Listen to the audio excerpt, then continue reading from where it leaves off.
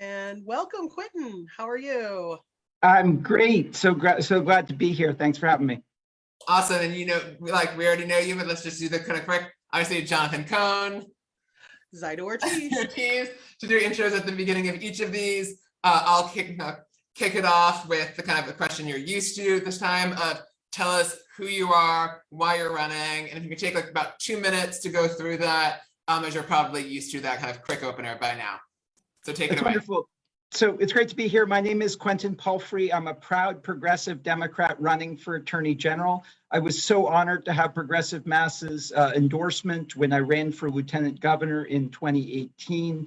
And I really enjoyed filling out your questionnaires and looking at some of my fellow candidates, because I think there are clear policy differences in this race. And I want to make the case today for a bold progressive vision for the Attorney General's office, an Attorney General who will not hesitate to take on big challenges: healthcare, education, racial justice, the climate crisis, economic inequality, rebuilding our democracy, student loan debt, reproductive rights, LGBTQ rights, gun violence. There's a lot of work to do.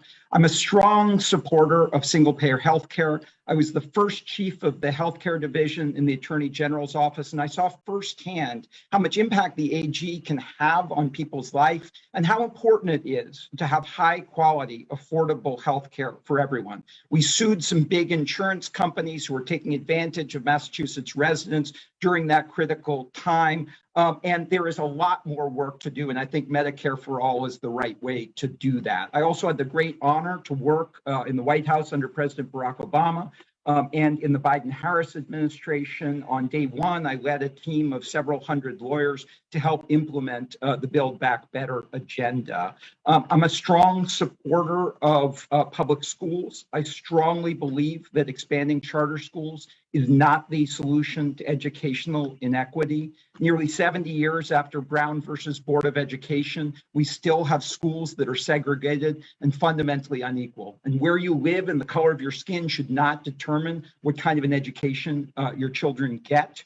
The Constitution gives Massachusetts an affirmative obligation to provide a free and appropriate public education. And as the chief civil rights officer in the Commonwealth, the AG should insist on intentional disruption of that educational inequity. But I don't think that expanding charter schools is the way to do that. I don't think that we should undermine collective bargaining, siphon off resources that are desperately needed to fix our schools, and pick winners and losers. Instead, I think that we ought to invest in the public schools, invest in early education, and invest in trying to make sure that everyone in the Commonwealth has access to equal opportunity. As the people's lawyer, the AG can take on the really big challenges, can bring consumer protection cases against predatory lenders, against scammers, against pharmaceutical companies like Purdue Pharma and the Sackler family, whose lies brought us the opioid crisis,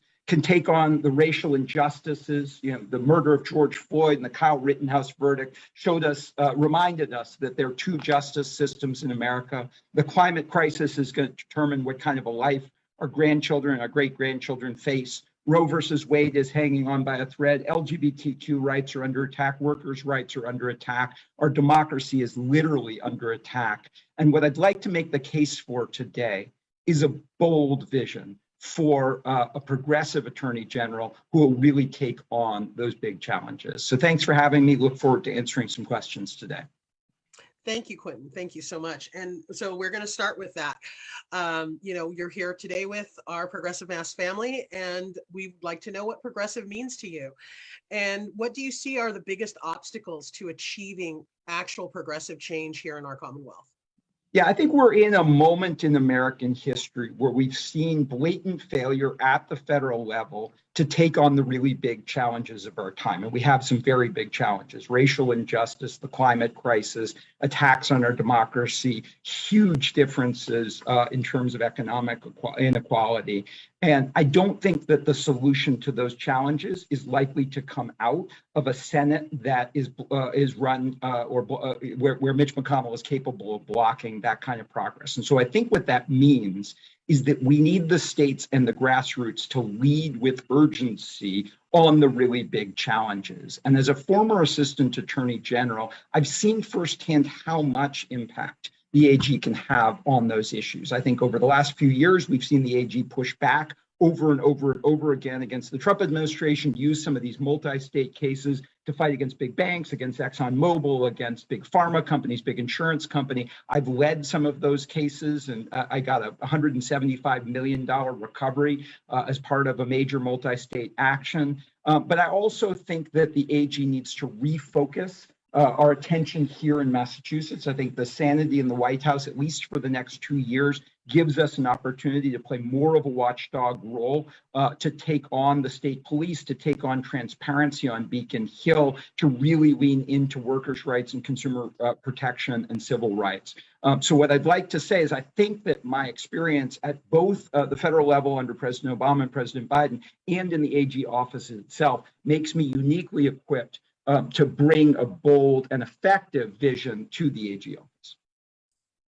Awesome, thank you. So thinking of the office itself, so there's a fundamental tension in the role of Attorney General, that on the one hand, you're an independently elected official, and as you might describe yourself, the people's attorney, and on the other hand, you're the attorney for state government. How would you approach cases where you in fact disagree with the positions or actions of state government?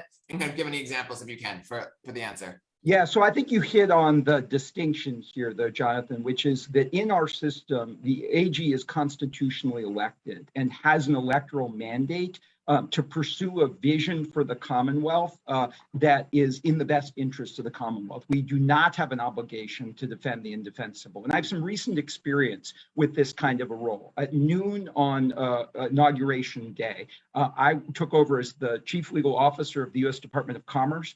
400 lawyers, 50,000 employees, a $12 billion budget. And on that day, I inherited all of the legal decisions the Trump administration had made with respect to the census, which was horribly mismanaged, with respect to a rogue unit within the Department of Commerce that was racially investigating its own employees. And you do not have to defend bad conduct. In fact, as the chief legal officer in that kind of a role, you need to root out corruption. You need to make sure that people can have faith that the people who are working for them are doing so in their best interest. And that's the approach I would take to vigorous oversight of the state police, for example, where there has been a woeful lack of oversight. Or to taking on any of the, for instance, to bring urgency to the climate crisis. I think a lot of the best opportunities to bring urgency to the climate crisis are actually as a counselor to agencies, as in the defensive posture to resolve those matters. That's the approach that I took, for instance, to settling some of the census disputes where we should have been on the other side of the V. And you need to navigate a course forward that is consistent with your vision for the office. And yes, of course, you defend the Commonwealth's legal interests, but you do not have to defend the indefensible.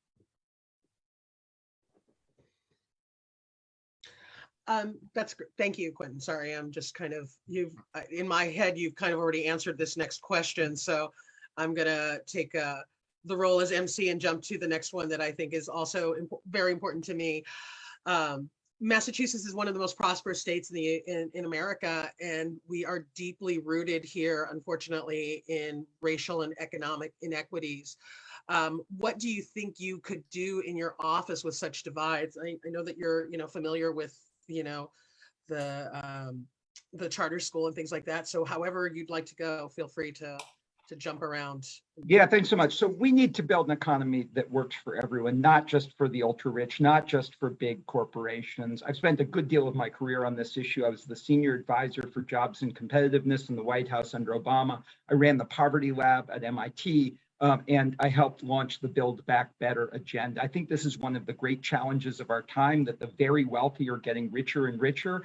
Everyone else is falling behind, and we need to invest in broad-based economic growth that has a racial equity component at the center of it. We need a workers' rights champion. Wage theft is an epidemic problem. We need to fight back against Uber and Lyft's efforts to misclassify workers and take away their benefits. We need the Fair Share Amendment so that we can invest in transportation and in education. We need to fight against special interests in our politics. We have too much special interest money. Campaign finance is out of control, and it distorts the way that our economy works. And if you look at intergenerational wealth disparities, there are huge racial inequities in the way that our economy is structured. So you need champions at the state level, fighting for economic justice, fighting for racial justice, and I pledge to be that kind of a people's lawyer as the AG. Thank you. So going to another issue. So Massachusetts as a coastal state will be disproportionately hit by the impacts of climate change. What role should the office play in strengthening our response to the climate crisis? Thanks for this question. I mean, this will be at the center of my priorities and should be for everyone. On day one of the Biden-Harris administration, there was an executive order that basically said to every agency, you have to make climate an affirmative priority. That may be different if you're in the Department of Labor versus the Department of Agriculture, but you need to make progress on those issues. On day one, I will issue a memorandum saying to all of the parts of the office, this needs to be an affirmative priority, because that's the way that this works. We've got an environmental protection division that can bring cases against polluters. Massachusetts versus EPA is a landmark case. The AG recently sued ExxonMobil, fought back against the Trump administration. There's a lot that we can do with those traditional powers, but there's an urgent need to shift towards renewable sources of energy. We have a lot of energy powers. We have a lot of powers overseeing utilities. As we all know, the climate crisis disproportionately hits communities of color. So it is a civil rights issue that needs to be taken on with urgency. We were talking about the fundamental role as a counselor and in defending agencies to move forward priorities. You need to make sure that the lawyers who are defending agencies and counseling agencies make affirmative climate action a priority. And then you need to use the office's bully pulpit in the way that I already have in this campaign. I stood in Plymouth with protesters protesting against Holtec and as they decommissioned the Plymouth power plant, wanting to dump radioactive water in the Cape Cod Bay. I'm protesting against the Joint Base Cape Cod's efforts to set up a machine gun range that's going to pollute the water. I strongly oppose the compressor station in Weymouth. And what we need is an AG who will be creative in the use of the bully pulpit, of the powers of the office, relationships at the federal government to bring urgency to the fight against the climate crisis. Because as I began, I'm very disappointed in what we've seen from the national level and what we've seen from the international level. What happened in Glasgow was nowhere near as urgent as we needed a response to be. Joe Manchin blocks some of the most meaningful parts of the Build Back Better agenda. And where that leaves us on the climate crisis is needing urgent champions at the state level and at the regional champion level. And I promise to be that kind of a champion in the AG office. Awesome. Awesome. Well, again, you're kind of answering some of our questions before we get to them. So I'm going to go rogue again. And this time I'm going to ask Lois's question. Again, totally spontaneous. We did not plan to take questions from the audience, but this is a good one. And I'm interested in it as well. Lois mentions that you haven't talked much about the criminal legal system and what you think about your role as AG in relation to oversight and transparency, specifically on the Department of Correction and sheriffs and, you know, the stadies as well. Love to hear your thoughts on that. Thank you so much. So this is a huge priority for me. We imprison too many people for too long for doing too little. Race has too much to do with who ends up in the criminal justice system. There are two justice systems in America, and the AG needs to be part of this progressive prosecutor movement to really disrupt the criminal legal system. There are a number of different elements of this. You mentioned the Department of Corrections. I've been shocked at the findings of some of the investigations into conduct at the Department of Corrections. We need a dedicated unit within the Attorney General's office to oversee allegations of misconduct within corrections. We need to do away with solitary confinement. We need to invest more in mental health services and in substance use services, both within the prison system and outside of the prison system. We need to make it much more focus on reentry opportunities. We need to make it easier for folks who are incarcerated to vote. We need to make it free or very cheap for them to make phone calls. There are a huge number of things within the correction system we need to do. I am a strong advocate of the AG playing a much more vigorous role in police accountability. I'd like to eliminate qualified immunity for police officers. I have called for a registry a statewide registry like the kind in New Hampshire for evidence that police officers have been involved in dishonesty or corrupting evidence that will be accessible both to criminal defendants and to the public, so that we can hold the police accountable. I want us to do a much more vigorous job of overseeing the state police. And then on criminal justice reform more broadly, I think we just need to rethink the entire criminal justice system. The war on drugs has been an utter failure. We are incarcerating way too much of our population. There are huge disparities, and we criminalize poverty. I think sometimes in this Commonwealth, people say, well, we did criminal justice reform in 2018, check. And that is absolutely not how I think about it. We need to do much more to eliminate cash bail. We do need to follow the leadership of Rachel Rollins and the progressive DA movement to be innovative in the use of prosecutorial discretion to take some of the disparities out of our criminal legal system. We need to incorporate evidence into our assessment of how these kinds of innovations are working, and then to course correct as Rachel has done in the DA office. And I think that the platform of the AG can be a very powerful one to push for really aggressive reforms to end the carceral state and take some of these racial disparities out of the criminal justice system. And then, so kind of to go to a macro question, how would you describe yourself as different from, like, if elected, how would you describe yourself as different from your predecessor in the office?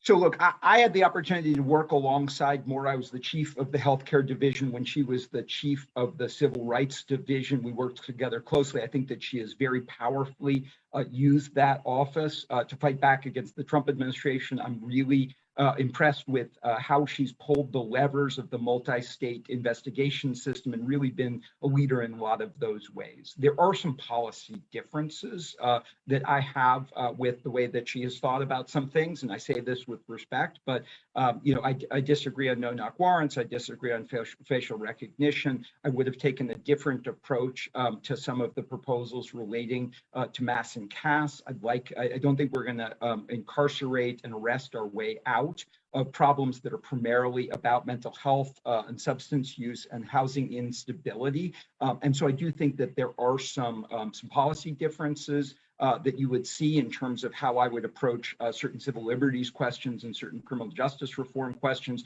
But I think that the office has been incredibly successful.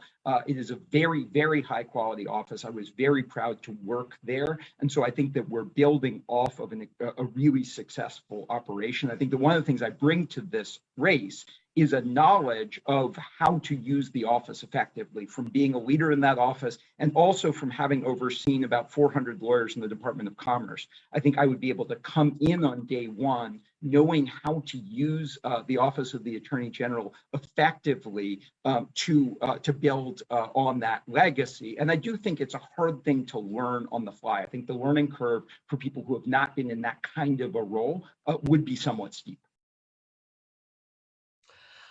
Okay, well, we are running short on time, and lots of great questions in the chat box. So I hope Jeremy or whoever is with your staff can grab those and answer some folks, because I'm really loving all the questions. I wish I could make time for more of them.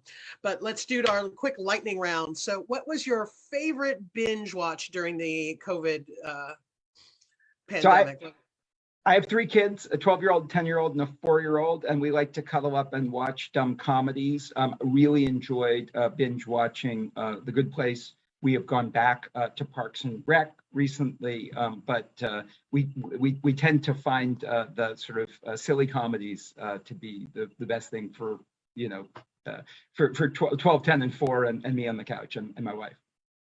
Awesome. I love Parks and Rec too.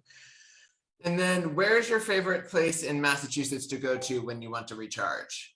I love Cape Cod. My parents now live in Bourne, and we spend a lot of time there. I grew up in Worcester County. My family and I live in Middlesex and in Weston, but I spend as much time as I possibly can on the Cape, and I just love it there. Awesome, awesome. And we everybody else has been over time, so we haven't gotten to this question. So this is the first time we'll get to this one. Who would play you in the movie? Oh, that's awesome. I'm not sure. I think it's got to be a bald dude, don't you think? It's.